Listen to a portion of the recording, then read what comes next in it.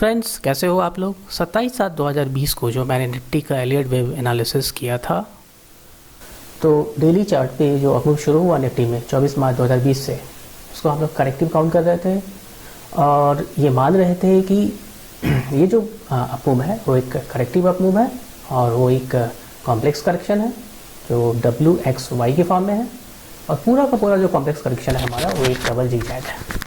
तो उस double zigzag में पहला ABC जो होगा हमारा A ट्रायंगल BC कंप्लीट हो चुका था। फिर एक्स वेव जो है हमारा ABC 3 वेव में नीचे आया। फिर 18/5/2020 से हमारा दूसरा ABC शुरू हुआ। उस ABC में हम लोग वेव A कंप्लीट कर चुके थे, वेव B, और हम लोग वेव C में थे। उस वेव C का जब हमने 2 आवर्स के चार्ट पे इंटरनल काउंट करा था, तो यहाँ से हमारा दूसरे ABC का वेव C शुरू हुआ था। उसमें हम लोग वेव 1, वेव 2, हमारा वेव 3 भी कंप्लीट हो चुका था, वेव 4, और हम लोग उस वेव C के 5th वेव में थे। और उस 5th वेव का जब इंटरनल काउंट हम लोग करते हैं 2 आवर्स के चार्ट पे, तो उसमें हम लोग वेव 1, वेव 2 और 3rd वेव में थे। यानी ये सिंगल ब्रैकेट 5th के 3rd वेव में हम लोग चल रहे थे। और उस 3rd का हम लोग इंटरनल काउंट कर रहे थे 15 मिनट के चार्ट पे। तो 15 मिनट के चार्ट पे उस काउंट में जो हम लोग वेव 5th के 5th वेव का जो 3rd वेव का इंटरनल काउंट कर रहे थे, उसमें हम लोग 2 एक्सटेंशन था उसमें, और उसमें हम लोग वेव 3 और 3 में थे। तो हमारा जो डॉट 4 करेक्शन था, जो इंटरनल 4th वेव करेक्शन था, उसको हम लोग इस समय यहाँ पे थे। और हम लोग मान रहे थे कि हमारा ये जो डॉट 4 करेक्शन है, डॉट 3rd वेव कंप्लीट होने के बाद वो एक रनिंग ट्रायंगल है, और उसका हम लोगों ने टारगेट पे निकाला था, जो आ रहा था हमारा 11,370 से 11,400। तो चलिए हम एनालाइज करते हैं कि अभी हम लोग कहाँ पे हैं आज के प्राइस एक्शन के पर्सपेक्टिव में।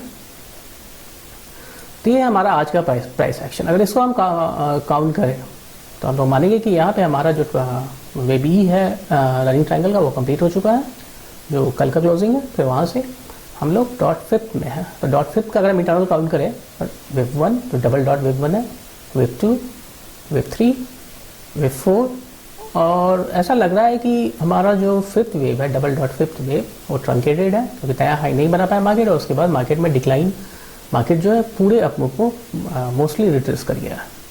तो लोग मानेंगे कि हमारा जो डबल डॉट 5th वेव है वो ट्रंकेटेड है, कंप्लीट हो चुका है। यानी double dot 5th wave complete हुआ, यानी हमारा सिंगल डॉट 5th कंप्लीट हुआ, और हमारा 3rd वेव कंप्लीट हो गया। 3rd वेव कंप्लीट हो गया, यानी हम लोग अभी वेव 4 करेक्शन में, यानी यहाँ से 15 मिनट की चार्ट पे जो हमारा 3rd वेव शुरू हुआ था वो कंप्लीट हो चुका है, और हम लोग अभी 4th वेव करेक्शन में है। तो हम लोग 4th वेव का रिट्रेसमेंट टारगेट निकाल सकते हैं।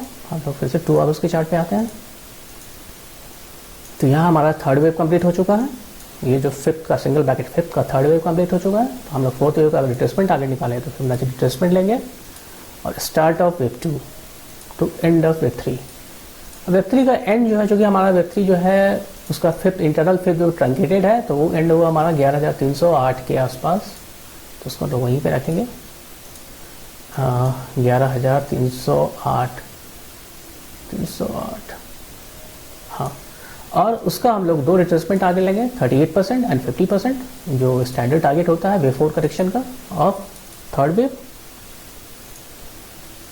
तो हमारा 38% जो रिट्रेसमेंट आ रहा है वेव 4 का, वो आ रहा है 11,030 के आसपास। 50% आ रहा है हमारा 10,950 के आसपास। यानी ये जो वेव 4 करेक्शन शुरू हुआ है, उसको इस एरिया में, यानी 11,000 से लेकर 10,950 की एरिया में ख़त्म हो जाना चाहिए, उसको टारगेट करना चाहिए।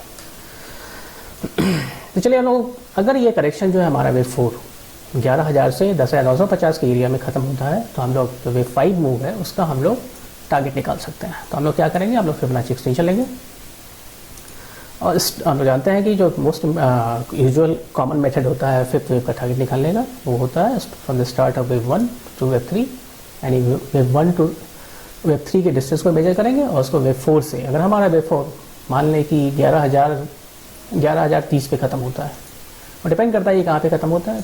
अगर इस केस सिनारियो में माने कि 11,030 पे ख़त्म होता है, तो 50% जो आ रहा है टारगेट, वो आ रहा है, यानी 50% extension of wave 1 to wave 3 का जो डिस्टेंस आ रहा है वो आ रहा है 11,400 पे। 61.8% जो आ रहा है वो आ रहा है 11,490 पे। 15 मिनट की चार्ट पे वापस आते हैं। तो आज के एनालिसिस में हम लोग ने जाना कि अभी जो डिक्लाइन शुरू आज जो सेकेंड हाफ में डिक्लाइन शुरू हुआ है वो कहाँ तक मार्केट नीचे आ सकता है? वो मार्केट आ सकता है 11,030 से लेकर 10,950 के जोन में, यानी 11,000 से 10,950 के जोन में। उसके बाद फिर हम लोगों ने वेब 5 का टारगेट निकाला, यानी यहाँ से जो अपमूव शुरू होगा 11,000 से 10,950 से 11,000 के जोन में आने के बाद मार्केट में जो अपमूव शुरू होगा वो कहाँ तक टारगेट कर सकता है? तो वो हमारा जो पहला टारगेट होगा हमारा वो होगा 11,400, दूसरा टारगेट होगा हमारा 11,500। याद रखें कि हम लोगों ने जो सी वेव का टारगेट निकाला था, ये जो हमारा हम लोग सी वेव शुरू हुआ यहाँ से, उसका जो टारगेट निकाला था हम लोगों ने वेब ए के रिस्पेक्ट में, कि सी वेव हमारा वेब ए का 123.6% जो हो रहा था वो हो रहा था 11,400 पे। और हमारा फिफ्थ वेव का जो इंटरनल फिफ्थ वेव का जो टारगेट आ रहा है 50% एक्सटेंशन, वो भी आ रहा है 11,400 पे।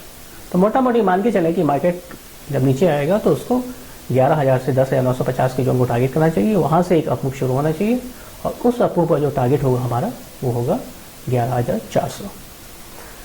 अब यहाँ पे ध्यान रखें कि मार्केट अपने लास्ट लेग में हम लोग एनालिसिस के हिसाब से जब ये हमारा फिफ्थ वेव कंप्लीट होगा यहाँ से जो अपमूव शुरू होने के बाद, तो हमारा single bracket fifth wave, double bracket C wave और वेव वाई तीनों एक साथ कंप्लीट होगा।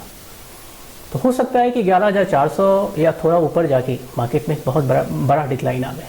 तो खैर वो लोग हम लोग देखेंगे कि मार्केट क्या करता है, वो बात की बात है। फिलहाल हम लोग एक्सपेक्ट करेंगे कि मार्केट नीचे आएगा 11,000 से लेके 10,950 के जोन में और फिर वहाँ से एक मार्केट अपमूव के लिए ट्राई करेगा। तो ये था मेरा Elliott wave analysis of Nifty till now. Thanks for watching, good bye.